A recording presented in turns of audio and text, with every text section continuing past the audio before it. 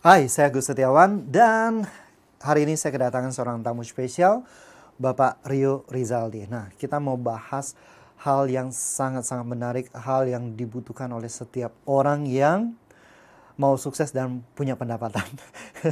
Sudah pasti itu ya. Tentu, Nah, Pak. saya mau bahas sedikit. Ini ada kondisi yang mungkin juga Anda alami. Apakah Anda merasa kayak pendapatan Anda hanya numpang lewat aja udah dapet? Di akhir bulan udah hilang. Bukan akhir bulan, Pak. Kadang 2 minggu udah hilang, Pak. Oke. Dan Anda pikir masalah Anda akan hilang kalau Anda meningkatkan pendapatan Anda atau Anda merasa dengan uang Anda bisa lebih bahagia. Nah, faktanya adalah orang hanya fokus pada menghasilkan, tapi tidak fokus pada bagaimana merencanakan keuangannya. Merencanakan, Pak. Nah, Pak Rio Rizaldi, saya bacakan sedikit profilnya. Beliau adalah seorang profesional di industri pasar modal Indonesia dan memulainya di tahun 2004 dan menjadi full professional investment specialist sejak 2008. Berarti sudah 11 tahunan ya? 11 tahun. Oke. Pengalaman yang dimiliki antara lain sebagai institutional konsultan dan trader for stock investment. Kemudian di sini dia menangani investasi-investasi lembaga institusi seperti dana pensiun, lembaga penjaminan, asuransi, reksadana. Selain itu juga menjadi pendukung di program-program yang diadakan oleh dana pensiun bagi nasabah-nasabahnya. Nah, nasabah-nasabah ini corporate kebanyakan.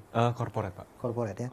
Jadi mereka mendapatkan advice dari Bapak harus investment kemana? Iya, kita jadi salah satu tim untuk mengadvise mereka alokasi investasi kemana, khususnya memang di pasar modal, di Oke. investasi saham.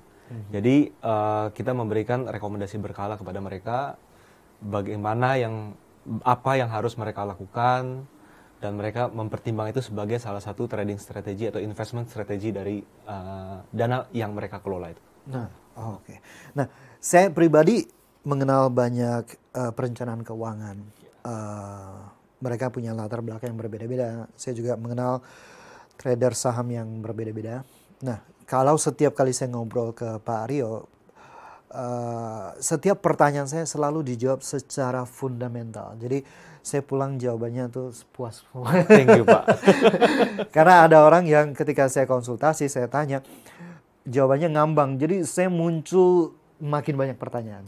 Nah, kalau begitu tanya ke Pak Rio, selesai dia menjawab, saya nggak tahu harus tanya apa lagi karena saya sudah mendapatkan semua jawabannya dan jawabannya berdasarkan riset, berdasarkan pandangan-pandangan yang sangat-sangat reassuring juga dan datanya juga sangat jelas. Gitu. Yes, Pak. Itu sebuah kewajiban, Pak. Itu sebuah Karena kewajiban. kita di industri, di investment, di capital market, kita berhadapan dengan institusi. Iya. Institusi tidak pernah mau jawaban ngambang. Itu, Kayak gitu, Pak. betul. Karena apa? Karena mereka ngelola dana bukan dana satu orang, ribuan orang, puluhan ribuan orang.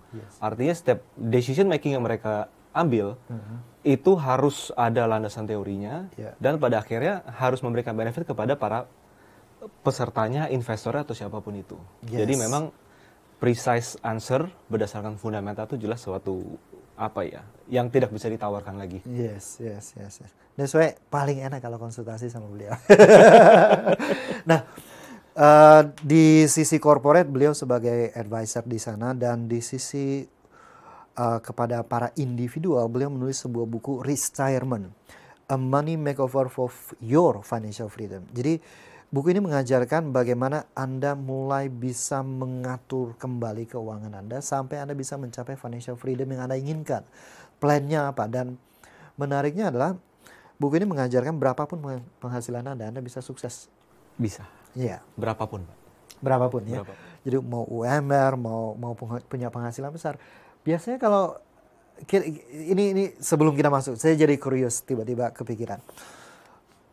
Kan banyak orang berpikir bahwa kalau saya sudah punya penghasilan besar, masalah saya selesai.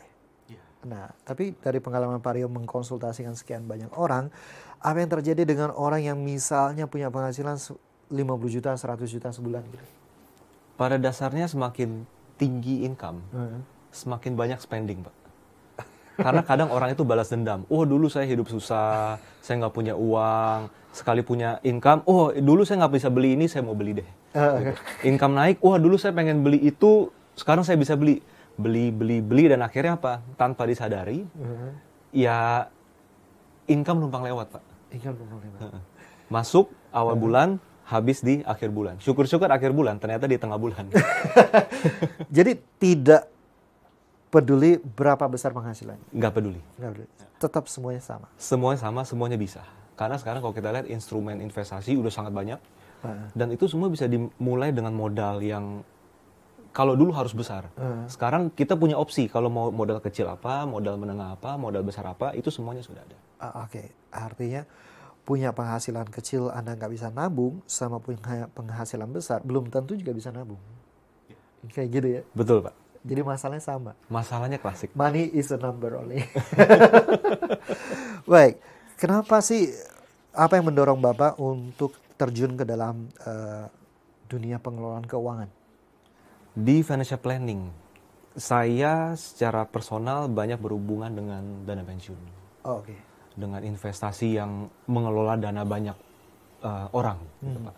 Dan kita lihat di sana, kalau kita mengandalkan dana pensiun doang, umumnya nggak cukup. Syukur ada, tapi it's not enough. Karena apa? Karena kita cuman menyisihkan sedikit dari pendapatan kita untuk dana pensiun tersebut. Itu yang pertama. Kedua, kita melihat dengan habit spending kebanyakan orang, itu bisa menjadi bumerang bagi mereka ketika mereka sudah menjelang fase pensiun. Kita di sini nggak bicara mengenai pensiun aja, Pak. Iya. Jadi ini nggak hanya untuk orang yang 5 tahun lagi pensiun atau 10 tahun lagi pensiun. Cuman berawal dari sana. Bahwa kebutuhannya sangat penting. Semakin kita dekat pensiun, semakin itu kritikal. Sangat kritikal, Pak. Kita semakin jauh dari usia pensiun, kita nggak memikirkan itu. Tapi kalau kita lihat dalam industri, orang-orang nggak mikirin pensiun pada saat dia usia 20-an. Oh, nggak mungkin. Umur usia 20-an, oh gimana saya make a lot of money. Tapi masalahnya make a lot of money, akhir bulan habis. Kan gitu, Pak. Kita umumnya kita menghargai hidup kita sekarang. Kita manusia, kita sangat menghargai hidup kita sekarang. Kita mengapresiasi apa usaha kita, Pak. Kita berusaha keras, kita kerja keras, kita mencari pendapatan yang besar. Saya harus mengapresiasi diri kita dong. Ya kan? Saya harus memberikan reward pada diri kita karena sudah bekerja begitu keras, ya kan? Kepada keluarga yang sudah mendukung, kepada anak, kepada siapapun kan. Tapi kita lupa bahwa masa depan itu ada. Kita nggak hidup sampai di sini. Masih jauh hidup kita ke depan. Coba kita bayangkan, rata-rata usia pensiun di Indonesia berapa, Pak? 55 tahun ya. 55 tahun. Kebanyakan orang berpikir, saya bekerja keras sampai usia 55. Tapi mereka nggak berpikir untuk menyiapkan hidup mereka setelah usia 55. Usia 55, Pak. Itu kuncinya. Ekspektasi hidup rata-rata orang berapa tahun? Mungkin let's say 75 tahun. Pensiun usia 55. Dipanggil Yang Maha Esa 75. Artinya kita butuh waktu 20 tahun. 20 tahun itu ekuivalen apa? Ekuivalen dengan anak kita yang dari lahir sampai lulus sampai masuk kuliah. Ya kan, Pak? Paling nggak kita harus ada pengeluaran sebesar itu. Bukan di sana, tapi kita coba bayangkan rentang waktunya. Kita kalau disuruh ngulang lahir lagi, ngejalanin hidup itu tuh usia pensiun kita tuh. Kalau nggak anak kita dari mulai sekolah sampai lulus kuliah, sampai diterima kerja, itu mungkin spend waktu 20 tahun. Atau kita baru kerja pertama kali sampai menjadi sukses, manager, general manager, dan director segala macam, 20 tahun. Itu waktu yang nggak tahu ya, kalau saya sih disuruh ngulang saya nggak mau. Nah, bayangkan kalau kita setelah pensiun, kita menjalani waktu sepanjang itu tanpa uang, tanpa tabungan, apa jadinya? 20 tahun. 20 tahun. Berarti kita harus merencanakan kehidupan after kita pensiun. That's why kita harus melakukan financial planning. Betul sekali. Kita harus merencanakan keuangan dari awal, sehingga apa? Sepanjang kita berkarir, dari muda sampai usia dewasa sampai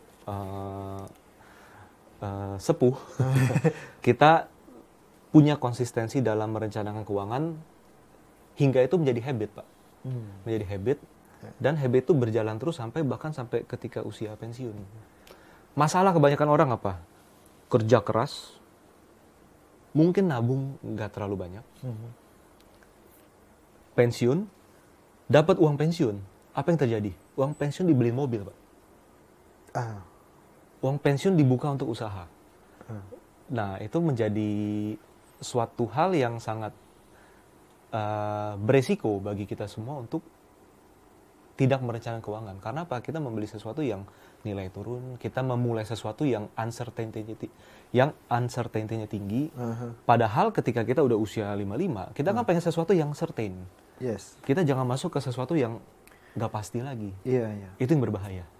Karena memang udah nggak ada sumber penghasilan lain. Nggak ada sumber penghasilan. Harus ada penghasilan yang pasti untuk menjamin kehidupan kita selama 20 tahun. 20 tahun setelah kita pensiun.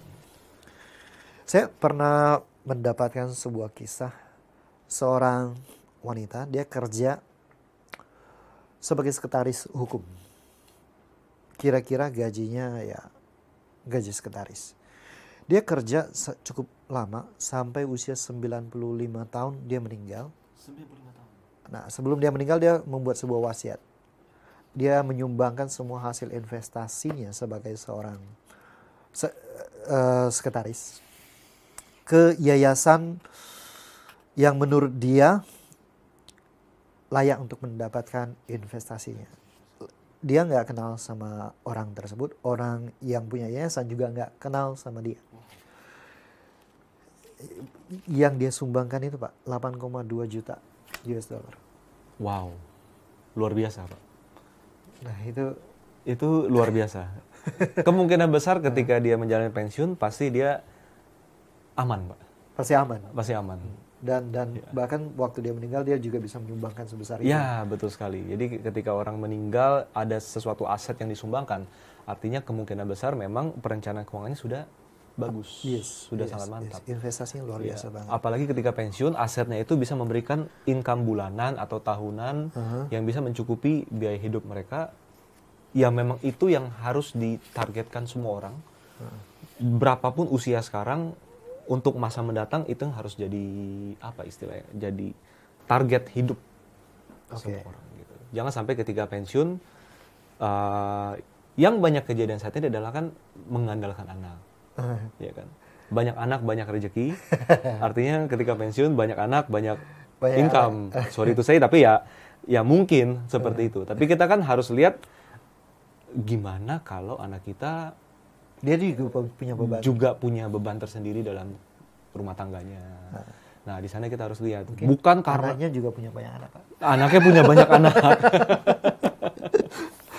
Anaknya punya banyak anak, tanggungan, mungkin anaknya masih menanggung adiknya, menanggung keluarga dari pasangannya, kita nggak pernah tahu, Pak. Jadi memang paling ideal adalah bukan menunjuk bahwa kamu harus mandiri secara keuangan, dia harus mandiri secara keuangan, tapi ya kita sendiri masing-masing harus mandiri secara keuangan, biar apa? Break the cycle. Jangan sampai kita hidup, orang tua kita jadi emergency fund kita, nanti anak kita jadi retirement fund kita. Wah, itu kan apa ya? Nggak enak gitu loh, nggak mandiri. Yes, betul. Nah, siapa sih yang membutuhkan perencanaan keuangan? Pada dasarnya semua orang. Semua orang, berapapun usianya, dia sangat membutuhkan perencanaan keuangan. Karena apa? Seperti Pak Gus tadi bilang, income masuk di awal bulan, habis di akhir bulan. Jadi orang banyak yang fokus mencari income. Yes, benar. Mencari income adalah salah satu pintu untuk merencanakan keuangan. Tapi yang lebih penting adalah orang harus fokus membangun aset. Dari income yang didapat, dibangunlah aset dikit demi dikit hingga akhirnya menjadi bukit. Dan harapannya apa? Aset itu harus yang bisa memberikan income kepada kita tanpa kita harus jual, tanpa kita harus lakukan apa-apa dengan aset tersebut. Karena kalau kita membangun aset yang nantinya harus kita jual, percayalah ketika kita kepepet, kita pasti jual murah. Di sana. Nah, ini pandangan yang luar biasa. Sekarang kan banyak milenial ya. Saya melihat ada tim-tim saya dulu yang orang tuanya kaya raya Pak. Dia punya tanah banyak sekali. Begitu anaknya dewasa, justru semua tanahnya habis semua. Oh, Dijual. dijual. Ada yang punya perilaku buruk kayak berjudi, oke dia jual. Nah, justru yang penjudi-penjudi ini yang luar biasa membujuk orang tuanya untuk jual. Nah, Apalagi dengan iming-iming return, Pak. iya. Nanti saya belikan lagi double. Iya. Ini hasil bisa luar biasa nih. Ini kita gadaikan dulu. Nah, berapa persen sih orang yang pada saat memasuki masa pensiun bisa hidup enak? Faktanya hanya 1% orang yang pensiun kaya, Pak. Cuma 1%. Itu datanya. 4% berkecukupan. 1% itu apakah yang termasuk Forbes list atau di luar Forbes list itu? Salah satu adalah dari Forbes list. Berarti Forbes dari Ya. dikatakan itu sudah ada 100 orang terkaya di dunia, masih Ya, sisa kita lihat 1% dari berapa miliar jumlah penduduk kurangi di bumi. 100-an itu. Yes, seperti itu. Jadi faktanya seperti itu. Jadi kalau kita analogi gini, Pak. Kita coba ke gedung perkantoran atau kita coba ke tempat yang ramai di stasiun kah, di bandara kah, segala macam. Coba kita lihat ada berapa orang di sana. Jadi kalau statistik bicara adalah kalau kita melihat 1.000 orang, kita hanya ketemu 10 orang. 10 orang yang pensiunnya aman. Kalau kita lihat 100 orang di depan mata kita, coba bayangkan aja hanya 1 atau 5% dari mereka yang nanti ketika pensiun bisa mandiri. Bisa. Cuma 5 yang bisa mandiri. 5 yang bisa mandiri. Ya ini bukannya nyumpahin ya Pak ya, tapi kita bicara data aja. Bicara data. Dan ini semua sudah data dari seluruh dunia diukur seperti itu. Seperti Ini itu, juga Pak. terjadi di Indonesia. Terjadi juga di Indonesia. Jadi coba kita lihat, coba bayangkan aja kita coba lihat dari diri kita sendiri, teman-teman, kita lihat dari diri sendiri, berapa banyak kenalan kita yang mungkin ketika pensiun dia masih bekerja, Ya. ya kan? Ketika pensiun dia mengandalkan anak-anaknya, ya kan? Berapa banyak dari teman-teman kita yang mungkin ketika dia bekerja pertama kali, sebagian gajinya disisihkan untuk keluarganya. Kita nggak bicara, wah ini perhitungan banget, bukan gitu. Tapi kita lihat bahwa kalau itu terjadi di sekeliling kita, artinya kan memang ada ketimpangan finansial yang terjadi. Ketimpangan itu. Jadi kita istilahnya, hidup kita nggak hanya kita doang loh. Hidup kita adalah A, B, C, D, E, F, sampai Z, itu istilah seperti itu. Nah, itu kita harus lihat sebagai motivasi kita untuk bisa merencanakan keuangan lebih baik.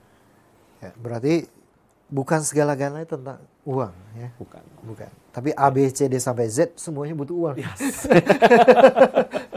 Nah, kalau saya lihat kalau kita jalan-jalan ke luar negeri, lihat Hong Kong, lihat Singapura, yang bekerja sebagai cleaning service itu semuanya pensiunan. Pensiunan ya Pak. Usia-usia pensiunan. Nggak ada orang muda ya. Tapi di Indonesia banyak orang muda yang bekerja di hal-hal seperti itu. Ya. Produktivitas harus ditingkatkan sih Pak. Produktivitas harus ditingkatkan. Karena kalau muda kita harus lebih lebih semangat dalam bekerja dan jangan sampai bekerjanya dalam hal yang semua orang bisa lakukan. Dan bahkan orang tua tersebut bisa jadi bekerja bukan karena mereka butuh uang. Kadang kan bisa jadi saya ngapain sehari-hari bosan. Saya bekerjalah. Kadang bekerja itu kalau kita lihat di industri, kalau kita lihat di perencanaan keuangan, kadang kalau kita sudah berumur, kita harus bekerja. Kita harus ada aktivitas. Aktivitas apapun itu. Kalau nggak apa, takutnya pikun. Ya. Takutnya pikun di sana. Jadi bukan berarti wah dia keuangannya nggak bagus, nggak juga. Nggak juga. Karena memang ada kebutuhan yang lain. Atau bisa jadi juga memang retirement planning-nya nggak jelas juga. Bisa juga. Bisa juga. Nah, kapan sih kita harus mulai? Pada dasarnya ketika kita sudah punya income, pada saat kita harus memulainya. Punya income. Punya income. Income bukan berarti dari kerja. Bahkan kita mahasiswa pun udah punya uang jajan dari orang tua. Ya pada dasarnya harus dimulai dulu. Kenapa? Biar nanti ketika udah kerja, jangan nyari-nyari lagi tapi udah tahu, oh ini yang harus kita lakukan loh. Ketika gaji pertama saya yang saya harus lakukan adalah mungkin umumnya ya, gaji pertama kita kasih ke orang tua. Kan biasa seperti itu ya. Nah, gaji kedua apa? Barang. Gaji ketiga apa? Cicilan. Gaji keempat apa? Nah, kita harus tahu bahwa setiap bulan snowball, Pak. Betul, Pak. Makin lama makin besar. Makin besar gaji, makin besar cicilan, makin besar belanjanya. Dan akhirnya tidak terkontrol. Nah, yang kita harus lakukan adalah ketika kita sudah sadar bahwa setiap bulan saya harus sisihkan sebagian untuk investasi. Nah, kita bisa lebih disiplin dalam menjalankan hal tersebut. Jadi seringkali kan kalau kita lihat orang income-nya naik, hal pertama yang naik itu adalah expense. Pengeluaran. Paling berapa bulan sih income naik? Paling awal-awal penghasilan doang ya. Iya. Wah, saya bisa nabung. Bisa nabung. Selanjutnya udah bicara emosional semua. Emosional semua, Pak. Dan emosional lagi adalah, saya habis bulan ini nggak apa-apa lah, bulan depan datang lagi. Itu yang ngeri ya. Itu terjadi. Akhirnya kita menunda perencanaan kita, dan kita terlalu pede dengan nanti bulan depan datang lagi. Pas bulan depan, nanti deh bulan depan datang lagi. Saya nabungnya kapan? Bulan depan. Mulai kapan? Besok. Kita harus ingat, kadang tomorrow never comes. Banyak pembicaraan yang muncul, mungkin pembicaraan dalam hati. Ya. Mereka selalu mengatakan, tunggu saya naik gaji, baru saya mulai nabung, baru saya mulai planning. Nabung sendiri juga bukan plan-nya kan, itu cuma part of the plan, no? Yes.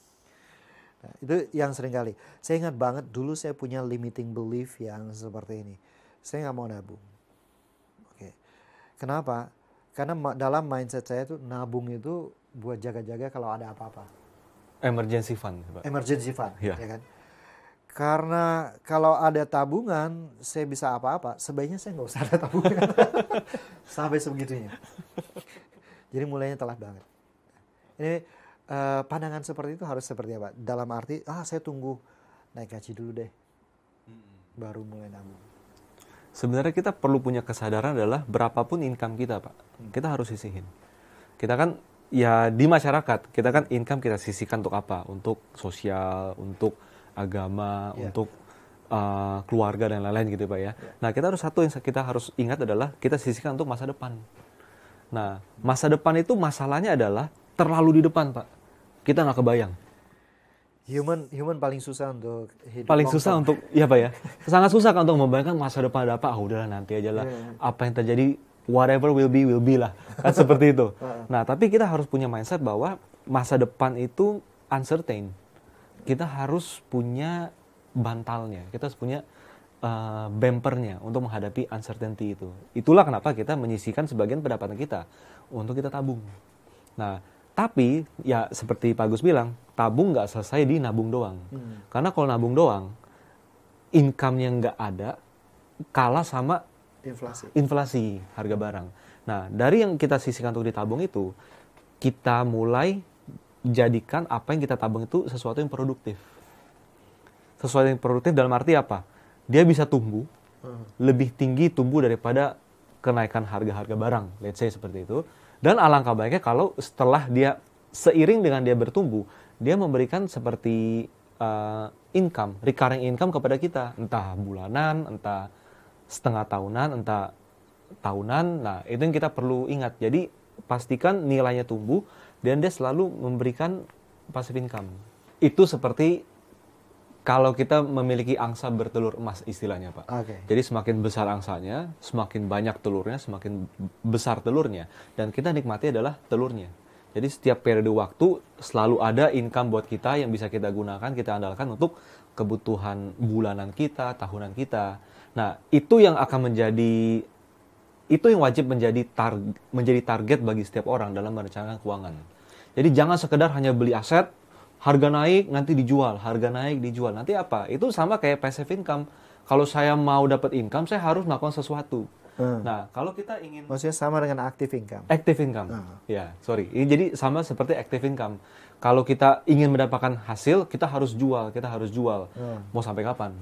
Alangkah baiknya kalau kita punya sesuatu aset yang dia terus tumbuh, lebih tinggi dari inflasi, tapi dalam periode tertentu selalu memberikan passive income kepada kita yang bisa kita pakai. Syukur-syukur ketika nanti pensiun, income tahunan dari aset tersebut sudah bisa menutup biaya bulanan kita Selama ketika 20 pensiun. tahun itu. Selama 20 tahun. Dan kita harus ingat, 20 tahun ada juga yang namanya inflasi. Inflasi nggak pernah hilang di muka bumi ini. Karena apa? Ekonomi terus tumbuh. Nah, bayangkan kalau kita umur 55, umur 56, sama aja biaya hidup seperti dulu pas masih kerja. Yes. Tapi 5 tahun lagi, beda total. 3 jutanya udah beda. 3 jutanya beda lagi, Pak. 3 juta itu naik 10 tahun naik lagi taksi beda ke lagi. badan. Nggak pernah tahu loh, Pak. Yeah. Bisa jadi. Karena dari kita sekarang ke usia pensiun aja udah makan waktu berapa tahun lagi kan. Yes. Ketika pensiun, menjalani pensiun udah makan waktu yang tidak sedikit. Ya, kita tidak pernah punya gambaran nanti biaya hidup akan seperti apa. Saya ingat Bapak pernah ngobrol. 10 tahun yang lalu 300 juta bisa beli 10 tahun yang lalu, 300 juta itu bisa beli BMW seri 3. BM. Enggak dapat. 20 tahun yang lalu. 20 tahun lalu, 20 tahun yang lalu, Pak. Let's say tahun 97 lah, Pak ya. Oke. 97. 100 juta tuh dapat mobil Eropa. Oh, oke. 100 juta, Pak. Mobil Eropa high class ya. High class. Sekarang 100 juta dapat apa, Pak? Well, ya kita tahu. LCGC. Ya kan? LCGC. Kita tahu seperti itu. 20 tahun lagi dari sekarang apa, Pak? Mungkin motor, Pak. Ya kan? Itu inflasi. Itu inflasi. Kalau kita nggak imbangi dengan investasi, di satu titik kita akan, istilahnya apa ya, keuangan kita akan berantakan. Jadi memang solusi menghadapi inflasi adalah bukan income, tapi investasi.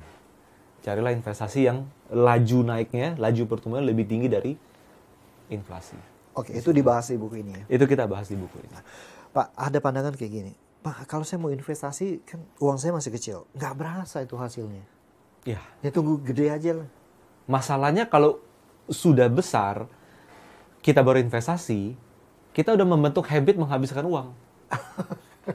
Dan akhirnya kan habit manusia, habit itu kalau udah terbentuk, nggak akan pernah bisa dihilangin, Pak. Oke. Bisa, tapi effortnya sangat luar biasa, besar. Dan biasanya habit itu berubah kalau kita kepepet. Nah, biasanya kalau di keuangan, kepepet apa? Kepepet kalau udah nggak punya uang. Nah, lebih baik dimulai apa? Ketika kita baru punya uang sedikit, ya kita harus sisihkan, akhirnya jadi habit. Habit yang akan membuat hidup kita jauh lebih baik dan berbeda dari yang lainnya. Jadi, untuk memulai, step pertama adalah ya kita bangun habit. Oke. Habit itu dapat dari apa? Dari kesadaran kita bahwa kita harus mengembangkan apa yang sudah kita miliki. Jangan sampai segala intelektual kita menghasilkan, berkarya di pekerjaan, di usaha, akhirnya hilang sia-sia, menguap begitu aja dengan apa? Awal bulan masuk, akhir bulan habis. Itu istilahnya, segala kerja keras yang kita lakukan, menguap. Karena tidak ada aset. Jadi nggak peduli berapapun level pendapatan kita sekarang. Nggak peduli. Kita Jadi harus yang paling mulai penting adalah mulai sekarang berapapun income, sisihkan, let's say berapa? 10%. Income naik, 10%-nya sama, tapi nominal kan makin besar. Ya. Makin besar terus. Nah, itu yang harus kita rencanakan dari awal. Kebanyakan orang pengen uang banyak dulu, langsung dia beli aset, istilah seperti itu. Tapi dia lupa, ketika dia punya banyak uang, itu aset harganya udah beda lagi. Udah nggak seperti sekarang. Asetnya 1M, 10 tahun lagi income dia besar. Tapi 10 tahun lagi asetnya udah nggak 1M lagi. Udah 10M. Misalnya, nggak kebeli juga. Nggak kebeli juga. Ya, Gitu. ya. Jadi berapapun kita harus mulai. Dan waktu yang paling tepat untuk menanam pohon adalah 20 tahun yang lalu. 20 tahun yang lalu. Dan waktu yang paling tepat kedua adalah Hari ini. Nah, di buku retirement ini ada 17 bab yang bisa Anda dalami. Mulai dari mau pensiun dalam kondisi seperti apa, kesalahan-kesalahan fatal dan risiko menunda persiapan pensiun seperti apa, sampai bagaimana Anda bisa financial check up. Tahu kondisi finansial Anda seperti apa, lalu bagaimana merencanakan pensiunnya Anda, retirement ya, pensiun kaya berarti ya, pensiun yang mandiri.